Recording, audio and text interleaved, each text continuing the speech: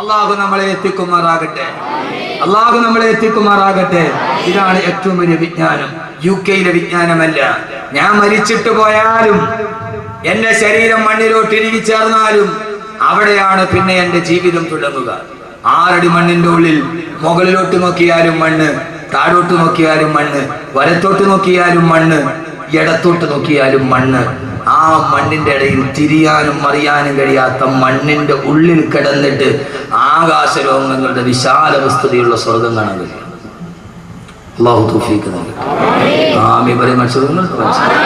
ഉറക്കെ കാശ് കൊടുത്ത കിട്ടൂല മോനെ. ഇത് KSFയുടെ ചിട്ടി അടിച്ചാൽ കിട്ടുന്ന സാധനമല്ല.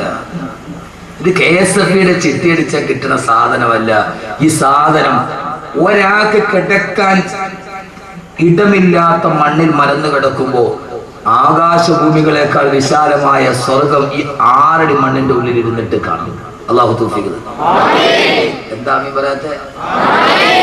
എന്താ ആമീൻ പറയാത്തെ? അങ്ങനെ കാണാൻ കഴിയണം. എല്ലാവരും കൊണ്ടുപോയി മണ്ണിട്ട് മൂടി. ഇനിയാണ് ജീവിതം തുടങ്ങുന്നത്. എല്ലാം പറയാനായിട്ട് എനിക്ക് സമയമില്ല. ഞാൻ പറയുന്നത് ഖുർആനാണ്. ഫീ ലൗഇൽ ഖുർആൻ, ഫീ ലൗഇൽ ഖുർആൻ. കാണാൻ പറ്റുമോ? ഇല്ല ഇല്ല. ഈ 6 അടി മണ്ണിന്റെ ഉള്ളിൽ ഒരാൾക്ക് കിടക്കാൻ സ്ഥലമില്ല. അവിടെ പിന്നെ ആകാശഭൂമികളുടെ വിശാലതയുള്ള സ്വർഗം അങ്ങനെ കാണും. ഹൂർലിങ്ങളെ കാണും. ഹൂർലിങ്ങളെ കാണും. النار يعرضون عليها غدوا وعشيا ويوم تقوم الساعة أدخلوا آل فرعون أشد العذاب. അള്ളാഹു പറയുകയാണ്, ഖബറിന്റെ ഉള്ളിലേക്ക് അടക്കപ്പെട്ട് കഴിഞ്ഞാൽ ഇത് അഹമ്മദ് കബീറിന്റെ വീരവാദമല്ല, അവന്റെ പ്രസംഗത്തിന്റെ കൊടുപ്പ് കൂട്ടാനല്ല. അന്നാറു യുറദൂന അലൈഹാ ഗുദുവൻ വഅശിയാ. ഒരാള് ഖബറിന്റെ ഉള്ളിൽ അടക്കപ്പെട്ടാൽ രാവിലെയും വൈകുന്നേരവും അവൻ സ്വർഗാവകാശിയാണെങ്കിൽ പ്രഭാതത്തിലും പ്രദോഷത്തിലും രാവിലെയും വൈകുന്നേരവും അള്ളാന്റെ മലക്കുകൾ അവനെ സ്വർഗം കാണിച്ചു കൊടുക്കും. അവൻ നരകാവകാശിയാണെങ്കിൽ അള്ളാന്റെ മലക്കുകൾ അവനെ നരകം കാണിച്ചിട്ട് പറയും, എടീ നീ പോകേണ്ട നരകമാണിത്. ഖബറിൽ കിടക്കടാ, ഖബറിൽ കിടക്കടാ, ഖബറിൽ കിടക്കടാ. ഇനി നീ പോകാനുള്ള നരകം ഇതാണെന്ന് ഖബറിൽ കിടക്കുമ്പോ രാവിലെയും വൈകുന്നേരവും സ്വർഗവും നരകവും ആ ഖബറിന്റെ ഉള്ളിൽ കാണിക്കപ്പെടുമെന്ന് അല്ലാഹുവിന്റെ വിശുദ്ധ ഖുർആൻ. അന്നാറു യുറദൂന അലൈഹാ ഗുദുവൻ വഅശിയ്യ. അവൻ സ്വർഗാവകാശിയാണെങ്കിൽ രാവിലെ മലക്കുകൾ ഖബറിന്റെ ഉള്ളിൽ നടക്കുന്നത് എന്താ? ഖബറിന്റെ ഉള്ളിൽ നടക്കുന്നത് എന്താ? സ്വർഗാവകാശിയാണെങ്കിൽ സ്വർഗം കാണിച്ചിട്ട് പറയും, കണ്ടോ നിനക്ക് പോകാനുള്ള സ്വർഗമാണ്. ആ സ്വർഗത്തിലെ ഹൂർലിങ്ങളെ കാണും. ഇൻഷാ അല്ലാഹ് നിങ്ങൾ ഇരിക്കും. ഞാൻ അടിപൊളി ഹൂർലിനായ ഒരു പെണ്ണിനെ കുറിച്ച് പറഞ്ഞാൽ, അവള് 400 കിലോമീറ്റർ അപ്പുറത്ത് നിന്ന് ചിരിച്ചാൽ ആ ചിരി ഇവിടെ കാണാൻ പറ്റും. ആ പെണ്ണിന്റെ കൈ പിടിച്ചിട്ട് പോവാം. ഇൻഷാ അല്ലാഹ് ഇരുന്നാൽ അവസാനം വരെ ഇരുന്ന ആ പെണ്ണിന്റെ പേര് സൈലും പറഞ്ഞാൽ ഇരിക്കൂ. ഇരിക്കും. ആ പെണ്ണിനെ കാണണ്ടേ? അടിപൊളി സ്വർഗത്തിൽ. അവളുടെ പേര് സൈഡ് അഡ്രസ് ചെയ്ത് ഞാൻ പറഞ്ഞാൽ കാണണോ? സരിതേ മാതിരി ഒന്നുമില്ല. കേരള മന്ത്രിസഭയെ മറിച്ചിടാൻ ഒരു പെണ്ണിന് പറ്റൂമെങ്കിൽ അതൊന്നും അല്ല. ഇതിപ്പോ എന്താ ഇത്? 400 മൈല്. 400 മൈൽ എന്ന് പറഞ്ഞാൽ എത്ര കിലോമീറ്റർ വരും?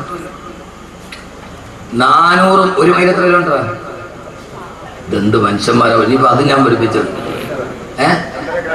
1.5 വരില്ല. 1.6 കിലോമീറ്റർ വരും. 1.6 കിലോമീറ്റർ. 1.5 അല്ല. അപ്പൊ ഏതാണ്ട് 400 മൈൽ അപ്പുറം എന്ന് പറഞ്ഞാൽ ഏതാണ്ട് 500-550 കിലോമീറ്റർ. 550 കിലോമീറ്റർ എന്ന് പറഞ്ഞാൽ കണിയാപുരത്ത് നിന്ന് 550 കിലോമീറ്റർ ഏതാണ്ട് കാസർഗോഡ് സേലം അല്ലെ? 550 അവിടെ എഴുതി വെച്ചിട്ടുണ്ട്.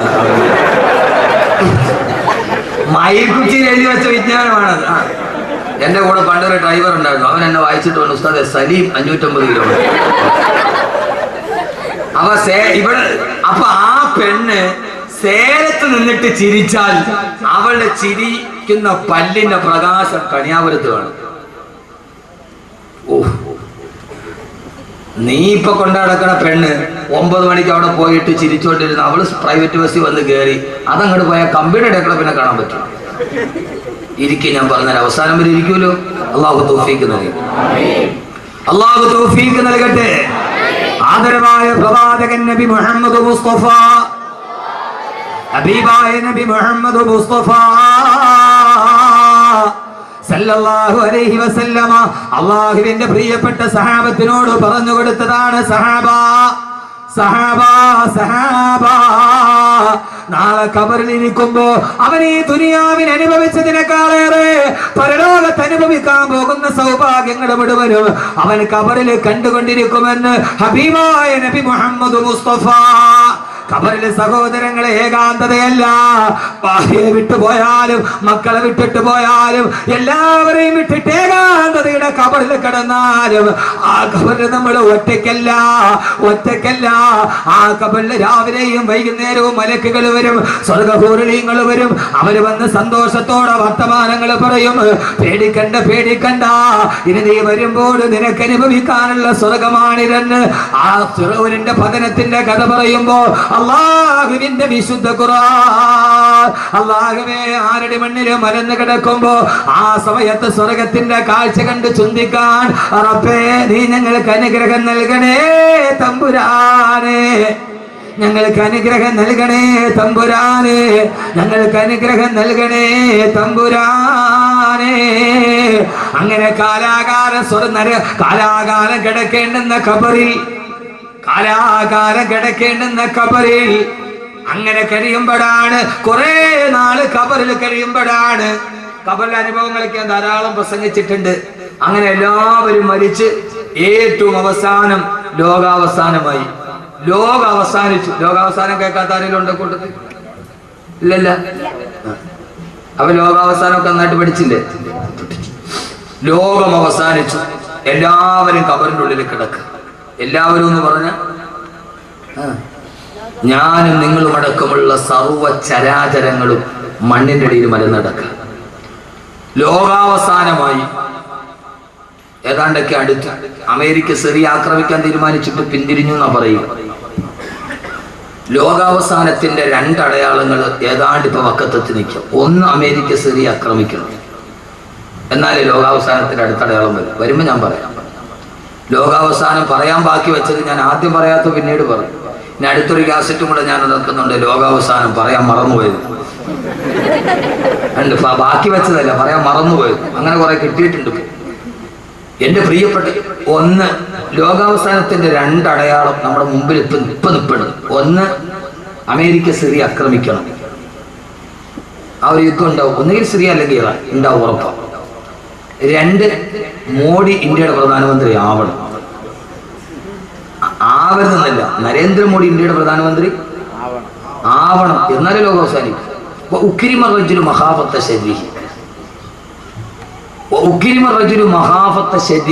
ഒരാളെ, ഒരു നേതാവിനെ ഭയന്നിട്ട് അയാളെ ബഹുമാനിക്കാൻ നമ്മൾ നിർബന്ധിതരാവുക, അത് ലോകാവസാനത്തിന്റെ അടയാളമാണെന്ന് നബി മുഹമ്മദ് മുസ്തഫ. മോഡി ഇന്ത്യയുടെ പ്രധാനമന്ത്രി ആയി എന്ന് കരുതുക. അയാൾ നമ്മുടെ നാട്ടിൽ വന്നാൽ പ്രോട്ടോകോൾ അനുസരിച്ചിട്ട് ഇന്ത്യൻ പ്രൈം മിനിസ്റ്റർ എന്ന രീതിയിൽ അയാൾ ബഹുമാനിക്കാൻ നമ്മൾ ബാധ്യസ്ഥരാണ്, നിർബന്ധിതരാണ്. ലോകം കണ്ട, ഹിറ്റ്ലർ കഴിഞ്ഞാൽ ലോകം കണ്ട ഏറ്റവും വലിയ ക്രൂരനായ മനുഷ്യൻ നരേന്ദ്രമോദി. ഹിറ്റ്ലർ കണ്ട, ഹിറ്റ്ലറിനേക്കാൾ ഹിറ്റ്ലറുടെ പ്രേതം ഇന്ത്യയിൽ വന്നതാണ് മോദി. ഹിറ്റ്ലറുടെ പ്രേതം ഇന്ത്യയിൽ വന്നതാണ് മോദി. ആ പ്രേതം കയറി കൂടിയ ശരീരമാണ് മോദിയുടെ ശരീരം. അയാൾ പ്രധാനമന്ത്രി ആയാലേ ലോകാവസാനത്തിന്റെ അടയാളം ആവും.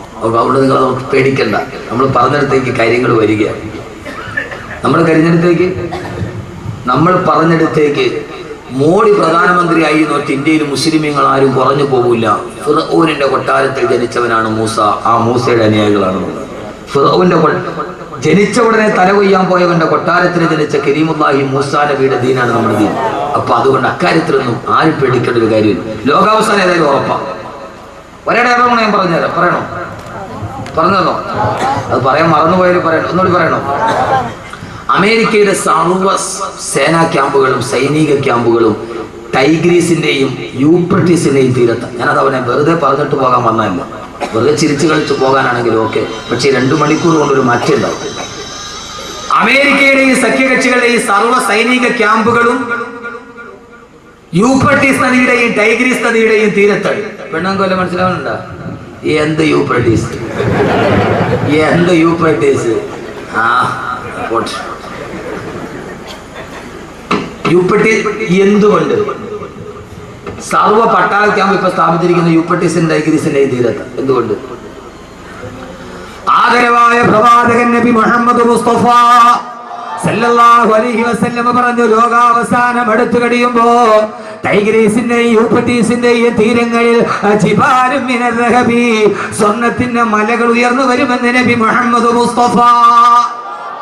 ലോകാവസാനം അടുത്തു കഴിയുമ്പോ ടൈഗ്രീസിന്റെയും യൂഫ്രട്ടീസിന്റെയും തീരത്ത് ജിബാലും മിനർ റഹബി, സ്വർണ്ണത്തിന്റെ മലകൾ ഉയർന്നു വരുമെന്ന് നബി മുഹമ്മദ് മുസ്തഫ. ഈ സ്വർണ്ണമലയാണ് അമേരിക്കയുടെ ലക്ഷ്യം. മനസ്സിലായോ?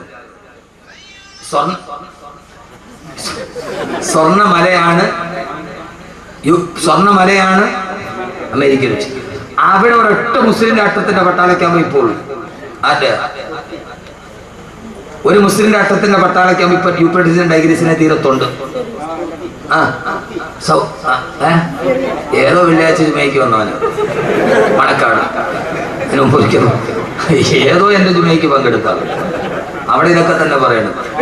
തുർക്കി എന്തുകൊണ്ട് ലോകാവസാനം അടുക്കുമ്പോൾ തുർക്കി ഇസ്ലാമിന്റെ എതിർപക്ഷത്ത്? യുക്കാത്തുൽ മുസ്ലിമൂനലിൽ അത്തറാഖ്, തുർക്കികളോട് മുസ്ലിമീങ്ങൾ യുദ്ധം ചെയ്യുന്നത് വരെ ലോകം അവസാനിക്കില്ലെന്ന് നബി മുഹമ്മദ് മുസ്തഫ. അപ്പൊ തുർക്കി ലോകാവസാനം അടുക്കുമ്പോൾ നമ്മുടെ എതിർപക്ഷത്ത് വരണം. അതുകൊണ്ട് തുർക്കി ഇപ്പോഴവിടെ പടലക്കാൻ പറ്റും. നിങ്ങളൊന്ന് ആലോചിച്ച് നോക്കുമ്പോൾ